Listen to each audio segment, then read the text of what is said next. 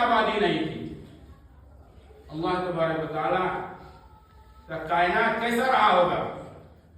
اللہ فرما رہا ہے كنت كنزا مخفيا فأحببت عرفا فخلقت الخلقا، کہ میں ایک مخفی خزانہ تھا، میں چاہا کہ پہچانا جاؤں، فخلقت الخلقا، تو میں نے مخلوق کو پیدا کیا۔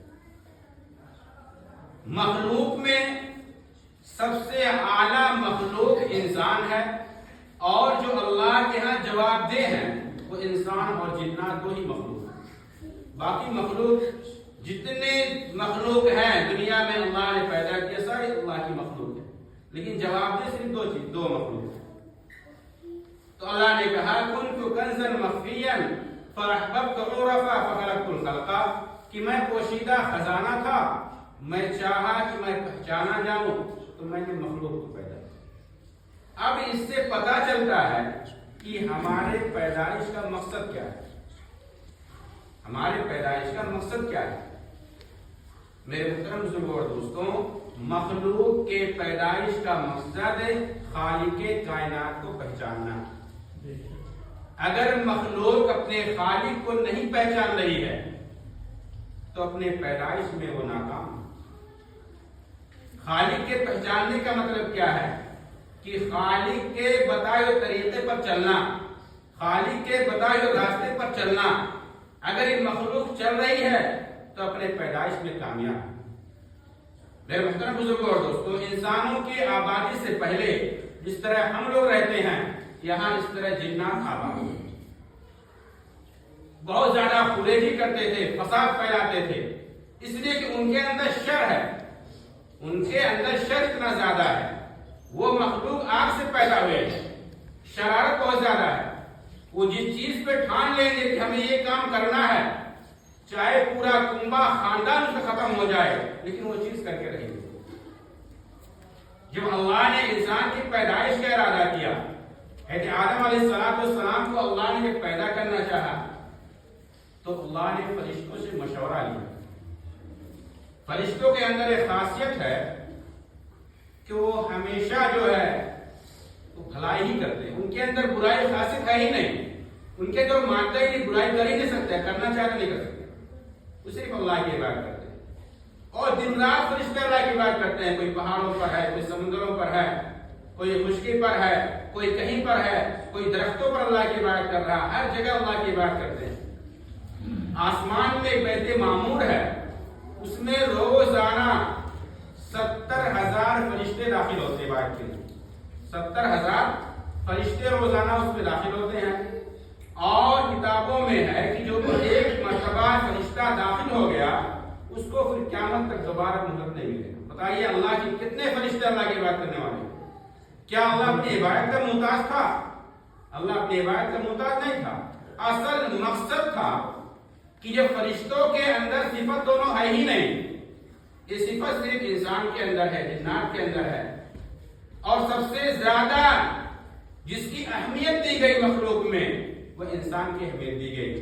اس لیے اللہ نے جو فرشتوں سے مشورہ کیا کہ ہم ایک انسان پیدا کرنا چاہ رہے ہیں، فرشتوں نے اس پر اعتراض جتایا کہ اللہ تبارک تعالیٰ کہ جناتوں کی جو آبادی زمین میں ہے بہت زیادہ خریدی کر رہے ہیں، فساد مچا رہے ہیں، ان کے گناہ آسمان پر چڑھ رہے ہیں، اور آپ نے ایسی مخلوق کو بھی پیدا کرنے جا رہے ہیں جو وہی کام بھی کریں گے وہ لوگ۔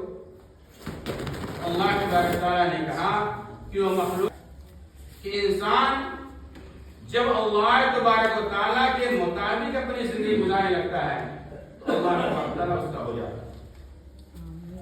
قرآن میں قلنا للملائکۃ اسجدوا لآدم فسجدوا الا ابلیس، کہ جب اللہ نے حضرت آدم علیہ السلام کا خمیرہ تیار کیا، اس میں اللہ نے اپنے طرف سے روح پھونکا، تو چونکہ فرشتوں نے اعتراض کیا تھا کہ آپ ایسی مخلوق بنا رہے ہیں جو زمین میں فساد مچائے گی، خریدی کرے گی، تو اللہ تبارک تعالیٰ ان کے اعتراض کو ختم کرنے کے لیے فرشتوں کو حکم دے رہا۔ یہ سجدہ تعظیمی تھا، اس دلیل کو پکڑ کر کے کسی کا سجدہ کرنا، کسی قبر کا سجدہ کرنا، کسی مزار کا سجدہ کرنا یہ بالکل جائز نہیں۔ وہ اللہ کا حکم تھا تھا اس وقت اللہ کے نبی صلی اللہ علیہ وسلم نے فرمایا خانہ کعبہ کے پتھر حجر اسود کے پتھر کو پکڑ کر فرمایا اللہ کے نبی نے کہ میں جانتا ہوں کہ جو پتھر ہے اللہ کا حکم اگر نہ ہوا ہوتا تو میں نہیں چنتا، یہ اللہ کا حکم ہے۔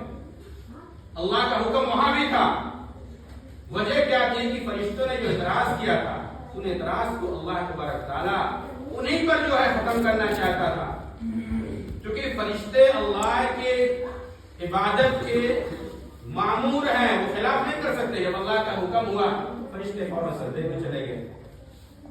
لیکن میرے محترم بزرگوں اور دوستوں، یہ فرشتہ جو صف میں رہتا تھا یہ ابلیس فرشتوں کا معلم تھا، اس کے پاس بہت زیادہ علم تھا، یہ فرشتوں کے صف میں رہتا تھا، یہ تھا جنات کی قسم میں سے لیکن فرشتوں کے صف میں رہتا تھا، اور اتنا عبادت گزار تھا۔ اس کے بارے میں ہے کہ روئے زمین پر کوئی ایسی جگہ نہیں بچی تھی جہاں یہ سجدہ عبادت نہ کیا ہو، لیکن اس کے اندر ایک اکڑ تھی، ایک اکڑ اس کے اندر تھی کہ وہ سجدے سے انکار کر دیا۔ اللہ نے کہا کہ فرشتوں نے سجدہ کر لیا، تو نے سجدہ کیوں نہیں کیا؟ ابا واستکبر، اس نے انکار کر دیا اور تکبر کیا۔ یہ تکبر ایسی چیز ہے اس کے بارے میں ہے کہ جب کسی انسان کے اندر تکبر آتی ہے تو جیسے گھن جو ہے لکڑی کو اندر اندر کھا جاتا ہے، ایسے ہی تکبر ایک انسان کو کھا جاتا ہے، اندر سے اس کو کھوکھلا کر دیتا ہے، اس کے اعمال کو برباد کر دیتا ہے۔ تو ابلیس نے کیا جواب دیا کہ اللہ تبارک تعالیٰ آپ کا حکم صحیح تھا لیکن میں اس آدم کا سجدہ نہیں کر سکتا، اس لیے کہ آپ نے مجھے آگ سے پیدا کیا ہے اور آدم کو مٹی سے پیدا کیا۔ مٹی کی خاصیت یہ ہے کہ اس کو پھینکو تو نیچے آتی ہے اور آگ جلاؤ تو اوپر جاتی ہے۔ میں آدم سے اونچا ہوں، میں اس سے اونچی مخلوق ہوں، میں اپنی نیچی مخلوق کا سجدہ نہیں کر سکتا۔ اللہ نے کہا کیا میرا حکم بھی کافی نہیں تھا؟ میرے حکم سے بھی زیادہ تیرا جو ہے چلے گا، میرا حکم تھا سجدے کا۔ اللہ نے اس کو راضی درگاہ کیا، اس کی وجہ سے آدم کے تعظیم میں سجدہ نہیں کیا۔ اب بتائیے کہ انسان کی کتنی قدر ہے اللہ کے ہاں۔ جب اللہ نے اس کو راضی درگاہ کیا تو ابلیس نے کہا اب یہ سوچا کہ اس آدم کی وجہ سے میں جنت سے نکالا گیا ہوں اور جب تک ان کی ذریت کو، ان کی اولادوں کو میں گمراہ نہ کر دوں گا تب تک نہیں چھوڑوں گا۔ ابلیس نے کہا کہ اللہ تبارک تعالیٰ ہم کو قیامت تک کا مہلت دے دیجیے، میں اسی آدم کی وجہ سے نکالا گیا ہوں، میں ان کی ذریت کو، ان کی اولادوں کو میں قیامت تک بہتاتا رہوں۔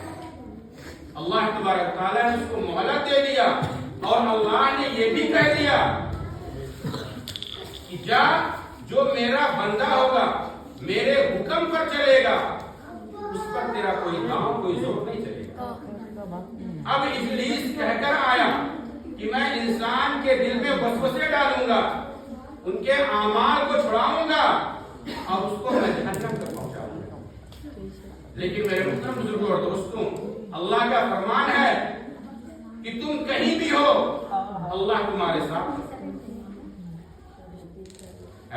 بادشاہ محمود غزنوی کا واقعہ ہے کہ اس دور میں ان کے زمانے میں بہت زیادہ چوری ہونے لگی، تو محمود غزنوی جو ہے پہلے کے بادشاہ بھی اللہ والے ہوتے تھے، فقہ کے جاننے والے جانکار ہوتے تھے، فقیہ ہوتے تھے، فقہ جانتے تھے، مسئلہ مسائل جانتے تھے، اچھے بادشاہ ہوتے تھے۔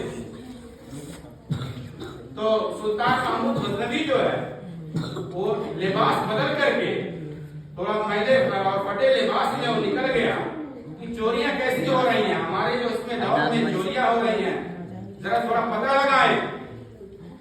جب کچھ دور پر گئے، کچھ لوگ بیٹھے ہوئے تھے، چور تھے، کچھ مشورہ کر رہے تھے۔ یہ بادشاہ اپنے پھٹے پرانے لباس میں وہاں پہنچ گئے، پہنچنے کے بعد وہاں بیٹھ گئے جا کر کے